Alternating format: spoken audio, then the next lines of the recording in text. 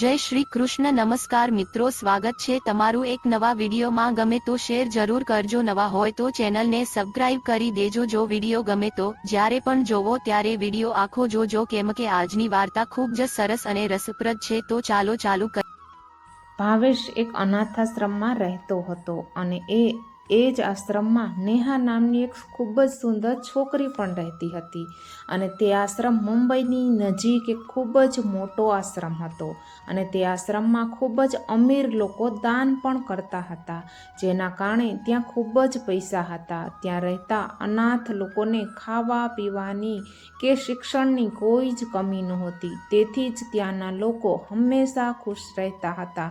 જોકે આશ્રમનું આખું કામ ભાવેશ અને નેહા સંભાળતા હતા અને સમય મળે ત્યારે બંને ત્યાંના તમામ બાળકોને ભણાવતા પણ હતા. અને ભાવેશ અને નેહા હંમેશા સાચા મિત્રોની જેમ જ રહેતા હતા. પરંતુ કદાચ બંનેને એકબીજા માટે અપાર પ્રેમ પણ હતો, કારણ કે તેઓ એકબીજા વિના બિલકુલ રહી શકતા ન હતા અને કોઈને કોઈ બહાના બંનેએ એકબીજા સાથે રહેવાના પ્રયત્નો કરતા હતા. બાય ધ વે, ક્યારેક આશ્રમમાં વિવેક નામનો એક ખૂબ જ અમીર છોકરો પણ આવતો હતો અને તે ભાવેશનો ખૂબ જ સારો અને સાચો મિત્ર હતો. અને વિવેકના પિતાનો બહુ મોટો બિઝનેસ પણ હતો અને તેઓ આશ્રમને ઘણા પૈસા દાનમાં આપતા હતા.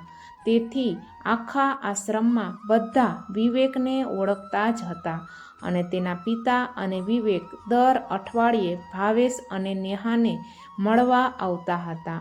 પણ વિવેકને ખબર જ ન પડી કે તે ક્યારે નેહાના પ્રેમમાં પડી ગયો. અને એક દિવસ વિવેકે ભાવેશને નેહાનો જન્મદિવસ આશ્રમમાં જ ઉજવવાનું કહ્યું અને ભાવેશે પણ હા પાડી અને બંનેએ સાથે મળીને જન્મદિનની તમામ તૈયારીઓ કરી લીધી. ત્યારે વિવેકે ભાવેશને કહ્યું કે મિત્ર, તું મારો ખૂબ સારો મિત્ર છે અને આજે તું જ મારી મદદ કરી શકે છે. તો ભાવેશે પૂછ્યું કે કેમ, શું છે? વિવેકે કહ્યું, હું તારા માટે કંઈ પણ કરીશ. ત્યારે વિવેકે કહ્યું કે ભાવેશ, હું નેહાને ખૂબ પ્રેમ કરું છું અને આજે તેના જન્મદિવસે હું તેને પ્રપોઝ કરવા માંગુ છું.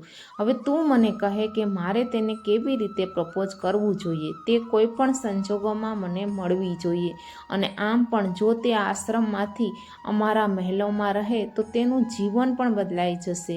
આ સાંભળીને ભાવેશની આંખમાં આંસુ આવવા લાગ્યા અને વિવેકે પૂછ્યું, અરે ભાવેશ, તારી આંખમાં આંસુ છે? તો ભાવેશે મામલો ફેરવી નાખ્યો અને કહ્યું, કંઈ નહીં વિવેક, તે બસ નેહા વિશે વિચારી રહ્યો હતો કે તારી સાથે લગ્ન કર્યા પછી તે ખૂબ જ ખુશ થશે અને એમ પણ તેને ક્યારેય તેના માતા પિતાને જોયા નથી અને તારા ઘરમાં તેને જોઈતી તમામ ખુશીઓ મળશે.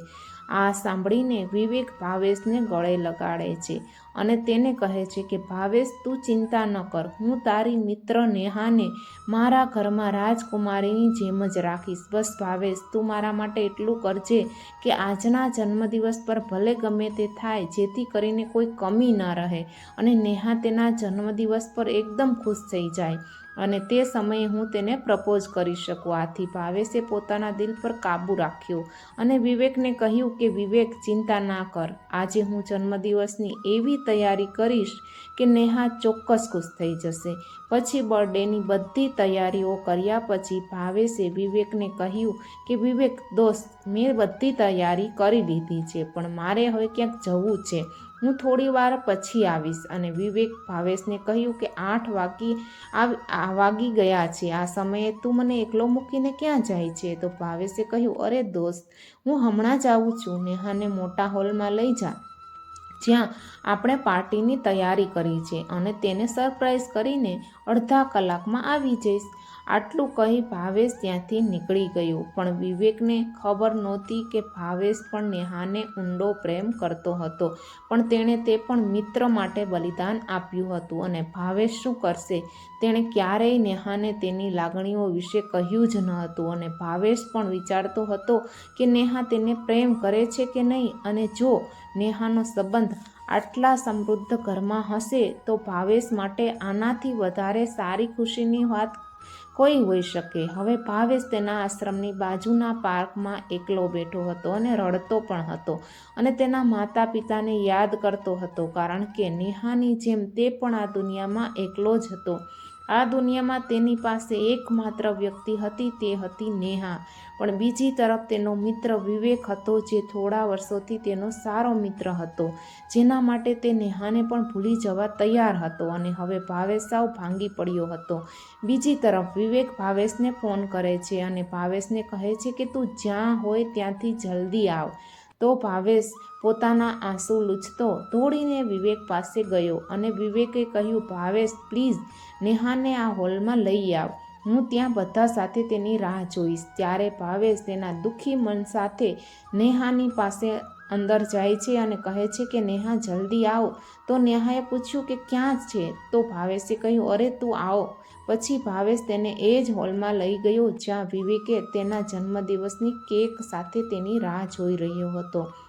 નેહા તે હોલમાં પહોંચે છે કે તરત જ આખા હોલની લાઇટો ચાલુ થઈ જાય છે અને બધાએ સાથે મળીને નેહાને જન્મદિવસની શુભેચ્છા પાઠવી હતી. નેહા ખૂબ જ ખુશ થઈ જાય છે અને પછી નેહા વિચારે છે કે ભાવેશે તેના જન્મદિવસની પાર્ટીનું આયોજન કર્યું છે અને તે દોડીને ભાવેશને તેની છાતી પર ગળે લગાવે છે અને તેનો આભાર માને છે અને તે પણ કહે છે કે ભાવેશ, આજે હું તારાથી ખૂબ ખુશ છું. બંનેને આ રીતે જોઈને વિવેકને ખૂબ જ ખરાબ લાગે છે. ત્યારે ભાવેશ નેહાને કહે છે કે નેહા, તને ખબર નથી કે તારા જન્મદિવસની તમામ તૈયારીઓ મેં નહીં પણ વિવેકે કરી છે. આ સાંભળીને નેહાને ખૂબ જ વિચિત્ર લાગે છે. ત્યારે અચાનક વિવેકે નેહાનો હાથ પકડીને જન્મદિવસની શુભેચ્છા પાઠવી અને નેહાને તેમનો આભાર માન્યો. ત્યારે જ વિવેક તેનો હાથ પકડીને તેને કેક પાસે લઈ જાય છે અને તેને કેક કાપવાનું કહે છે. નેહા કેક કાપીને પહેલાં ભાવેશને ખવડાવે છે. ભાવેશ નેહાનો હાથ પકડીને નેહાને કહે છે કે નેહા, તું પહેલાં વિવેકને કેક ખવડાવ, કારણ કે વિવેકે આ બધી તૈયારીઓ કરી છે. આ વાતનું નેહાને ખૂબ જ ખરાબ લાગે છે અને તે બળપૂર્વક પહેલાં ભાવેશને જ કેક ખવડાવે છે અને પછી વિવેકને કેક ખવડાવે છે અને વિવેકને કહે છે કે વિવેક, ખરાબ ન અનુભવ, પણ આ દુનિયામાં મારો સૌથી સારો મિત્ર ભાવેશ છે. તે માત્ર એક મિત્ર જ નથી પણ મારા માટે બધું જ છે, કારણ કે અમે બંને નાનપણથી સાથે છીએ અને સાથે જ મોટા થયા છીએ. ત્યારે વિવેક નેહા પર ગુસ્સે થાય છે, પણ તેમ છતાં વિવેક બધાની સામે નેહાને આઈ લવ યુ કહે છે અને નેહા પણ કહે છે કે હું તારી સાથે લગ્ન કરવા માંગુ છું. આ સાંભળીને ભાવેશને ખૂબ જ ખરાબ લાગે છે અને તેની આંખમાં આંસુ આવવા લાગે છે. પણ નેહા ભાવેશની આંખમાં રહેલા આંસુને સમજે છે. એટલે ભાવેશ હોલની બહાર જવા માંડે છે કે તરત જ નેહાએ ભાવેશનો હાથ પકડીને ભાવેશને કહ્યું, ક્યાં સુધી તું આ રીતે તારા આંસુ છુપાવીને રાખીશ? તું મને પ્રેમ કરે છે એવું કેમ નથી કહેતો? આના પર ભાવેશે નજર નીચી કરી. ત્યારે અચાનક વિવેક ખૂબ જ ગુસ્સે થઈ જાય છે અને નેહા પર હસવા લાગે છે અને તેને કહે છે કે નેહા, ભાવેશ સાથે લગ્ન કરીને તને ઘણો પસ્તાવો થશે. તેની પાસે શું છે? તે પોતે અમારા જેવા લોકો દ્વારા આપવામાં આવેલા પૈસા પર જીવે છે. તો તે તને કેવી રીતે ખુશ રાખી શકશે અને તારી બધી જરૂરિયાતો કેવી રીતે પૂરી કરી શકશે? અને જો તું મારી સાથે લગ્ન કરીશ તો તું અમારા ઘરમાં રાજકુમારીની જેમ રહીશ અને ભાવેશ જેવા 2-4 નોકર તારી આસપાસ તારી સેવા કરશે. વિવેકના આવા શબ્દો સાંભળીને નેહાને ખૂબ જ ખરાબ લાગે છે અને ગુસ્સામાં નેહા વિવેકને થપ્પડ મારીને તેને કહે છે કે ભાવેશને ખરાબ કહેવાની તારી હિંમત કેવી રીતે થઈ અને તે એવું કેમ કહ્યું કે ભાવેશ મને ખુશ નહીં રાખી શકે? અરે, મને આ દુનિયા ભાવેશ વિના અધૂરી લાગે છે અને જો હું લગ્ન કરીશ તો તે ફક્ત ભાવેશ સાથે જ થશે, નહીં તો હું લગ્ન કરવા માંગતી નથી. અને વિવેક, આજે તે તમારા પૈસાની કિંમત બતાવી દીધી છે.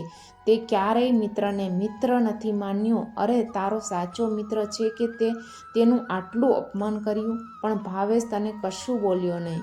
અને હા વિવેક, મહેરબાની કરીને જો તું કોઈ પણ આશ્રમમાં કે ક્યાંય પણ દાન કરે છે તો તેનો ક્યારેય ઉપયોગ ના કરવો જોઈએ, નહીં તો તે દાન પણ નકામું થઈ જાય છે.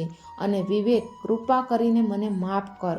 હું ફક્ત ભાવેશને જ પ્રેમ કરું છું અને લગ્ન પછી તે મને ગમે તે રીતે રાખશે, હું ખુશીથી રહીશ. અને વિવેક, હું તને હાથ જોડીને વિનંતી કરું છું, આજ પછી ક્યારેય આપણી મિત્રતામાં પૈસા ન લાવતો, કારણ કે સાચી મિત્રતા અને સાચો પ્રેમ ક્યારેય પૈસામાં માપી શકાતો નથી. આટલું કહીને નેહા ભાવેશ સાથે હોલની બહાર નીકળી જાય છે અને ભાવેશનો હાથ પકડીને નેહા એક ઝાડ નીચે જાય છે અને તેના દુપટ્ટા વડે તેના આંસુ લૂછે છે અને ભાવેશને કહે છે કે ભાવેશ, મને માફ કર, મારા કારણે તારે આજે આટલું બધું સાંભળવું પડ્યું. ના નેહા, એવું કંઈ નથી.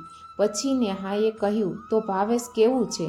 તું મને પ્રેમ નથી કરતો? તો ભાવેશે અચકાતા કહ્યું, ના ના નેહા, હું તને ખૂબ જ પ્રેમ કરું છું. કહેવાથી ડર લાગે છે. આનાથી બંનેના ચહેરા પર હળવું સ્મિત આવે છે. પછી અચાનક ભાવેશ નેહાના હોઠને પ્રેમથી ચુંબન કર્યું અને નેહાએ પણ ભાવેશને ગળે લગાવ્યો અને પછી શરૂ થયો ભાવેશ અને નેહાનો અપાર પ્રેમ. તમારો પ્રેમ મેળવવા માટે ક્યારેય તમારા કોઈ મિત્રનું અપમાન ન કરો, કારણ કે સાચા મિત્રનું અપમાન કરશો તો શું થશે? જો તમારી અને તમારી ગર્લફ્રેન્ડ વચ્ચેનો પ્રેમ સાચો હશે તો તમને તે ચોક્કસ મળશે. જો વિડીયો સારો લાગ્યો હોય તો વિડીયોને લાઈક કરી દેજો, ચેનલને સબસ્ક્રાઈબ કરી દેજો.